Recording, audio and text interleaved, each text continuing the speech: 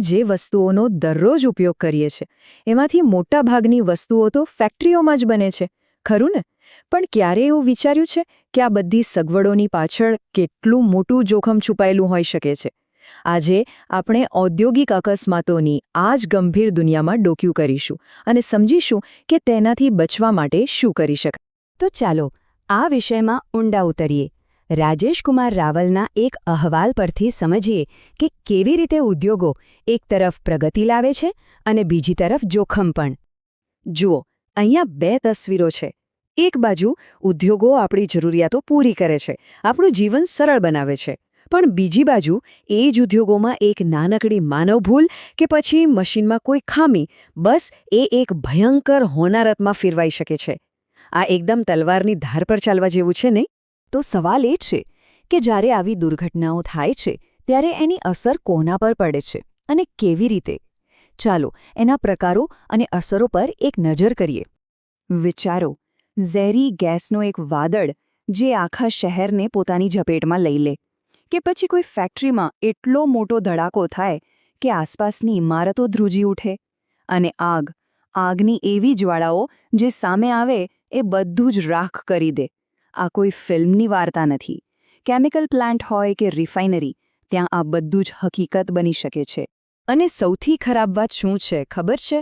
આની અસર માત્ર ફેક્ટરીની 4 દિવાલોમાં નથી રહેતી. જે કામદારો ત્યાં કામ કરે છે એ તો ઠીક, પણ આસપાસ રહેતા સામાન્ય લોકો, એમના બાળકો, એ પણ આનો ભોગ બને છે. ક્યારેક કાયમ માટેની વિકલાંગતા આવી જાય છે, તો ક્યારેક જીવ પણ ગુમાવવો પડે છે. માણસો તો ઠીક, આપણું પર્યાવરણ પણ આનો માર સહે છે. એ ઝેરી કેમિકલ્સ હવામાં, પાણીમાં ભળી જાય છે, નદી નાળા ઝેરી બની જાય છે, જમીન બંજર થઈ જાય છે. આ નુકસાન એટલું મોટું હોય છે કે એને સરખું કરતાં તો વર્ષોના વર્ષો વીતી જાય છે. તો હવે સૌથી મહત્વનો સવાલ, જો ક્યારેક આવી પરિસ્થિતિ સામે આવી જાય તો શું કરવું જોઈએ?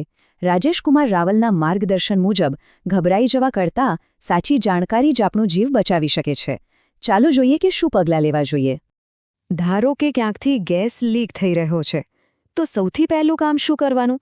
બસ એ જોવાનું કે પવન કઈ બાજુથી આવી રહ્યો છે, કારણ કે ઝેરી ગેસ પવનની સાથે જ ફેલાશે. એટલે આપણે શું કરવાનું? બસ પવનની વિરુદ્ધ દિશામાં ભાગવાનું. આટલી નાની વાત પણ કોઈનો જીવ બચાવી શકે છે. આવી સ્થિતિમાં બધાને મદદ કરવાની ઈચ્છા થાય એ સ્વાભાવિક છે, પણ જુઓ, ઉતાવળમાં કરેલી મદદ ક્યારેક મુશ્કેલી વધારી શકે છે.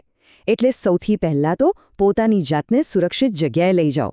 જો તમારી પાસે ખાસ ટ્રેનિંગ કે સાધનો ન હોય તો જાતે હીરો બનવાની કોશિશ ન કરો.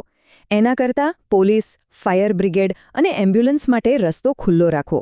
એ જ સૌથી મોટી મદદ કહેવાશે.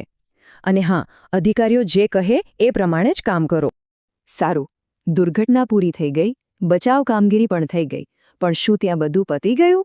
ના, અસલી લડાઈ તો હવે શરૂ થાય છે. લોકોના જીવનને પાછું પાટા પર લાવવાની લડાઈ. આવા સમયે જે લોકોએ બધું ગુમાવ્યું હોય એમને સહારાની જરૂર પડે છે, અને ત્યારે સરકારની ભૂમિકા બહુ જ મહત્વની બની જાય છે.